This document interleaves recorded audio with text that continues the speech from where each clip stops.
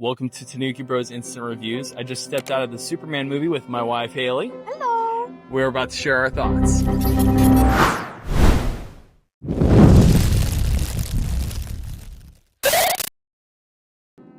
Yes. 100%. I would actually recommend even going and seeing this movie multiple times. Yes.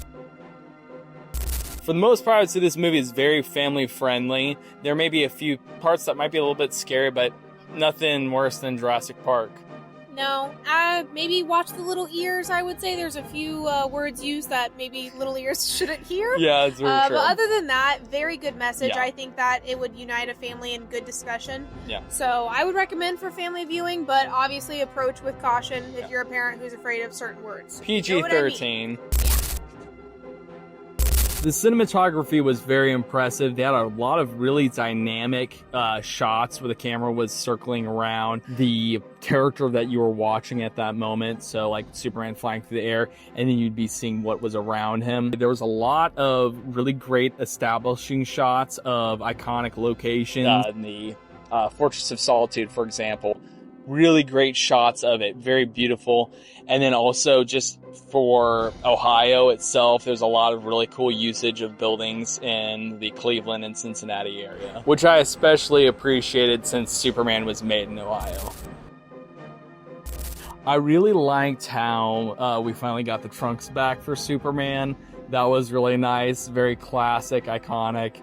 I also really liked how vibrant his suit was, the lighter colored blue. Or not that I don't like the Man of Steel suit, I do really like it, but it was a nice change of pace. I would agree with that. I think he seemed way more approachable. Like, you could walk up to Superman on the street and feel like you could have a normal conversation with him. This version of Superman definitely felt more personable. That's like the word I would take away from it. Also, Lois Lane did fantastic. I loved the, without spoilers, the last shot in the movie when she had the iconic purple sweater on. That's my Lois Lane. It gave off vibes of all the Superman animated series and even some of the comic books having her wear a lot of purple. I also liked how a lot of the side characters, the people in the Daily Planet and the citizens, had kind of a retro modern feel, which made it kind of feel almost like the Christopher Reeve Superman, but it was still modern. I also really liked Mr. Terrific in Metamorpho, especially. Cool. Very cool, and they used a lot of practical effects with that. I really liked the way they did. Metamorpho was very impressive with the contacts and everything. They didn't overuse CGI where it didn't need to be used. It's a good combination of practical and CGI, but he was definitely more practical than CGI. There's going to be a lot of people stepping out of this movie wanting to look up Mr. Terrific's comics and stuff that. Definitely a standout character. Okay, the soundtrack, 10 out of 10. Loved it. Honestly, the theme for LexCorp is up there. I've replayed that on my phone so much. That reminds me of Batman's theme a little bit in some ways. I would say that. One thing I really liked about the soundtrack is I feel like they borrowed a little bit of the best of each Superman property. So they had some Man of Steel ethereal type of sounding songs in there. Yeah. Then they had some really cool electric guitar stuff that gave off almost like Superman the Animated Series vibes.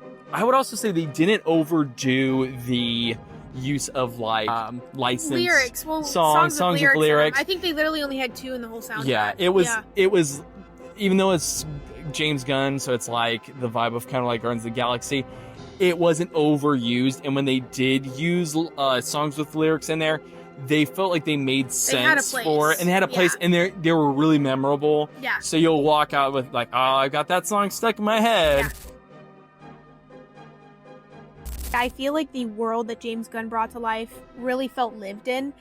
In the beginning, there's a 3-point introduction to where the world's at with metahumans. And I feel like the world just feels really lived in. There's parts, without it being spoilery, where the citizens in general are just very accustomed to metahuman activity in the world. It doesn't feel like, oh, this is an origin for all metahumans.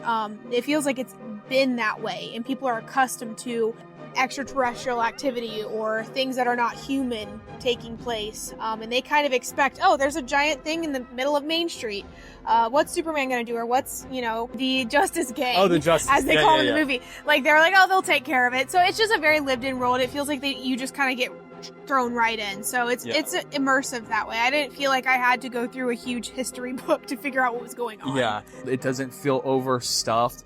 So it feels like when these other heroes show up, it's not like, oh, they're just sent up to Justice League. It's more like, oh, well, they're there because they would probably show up for, like, other heroes would show up for an event like this.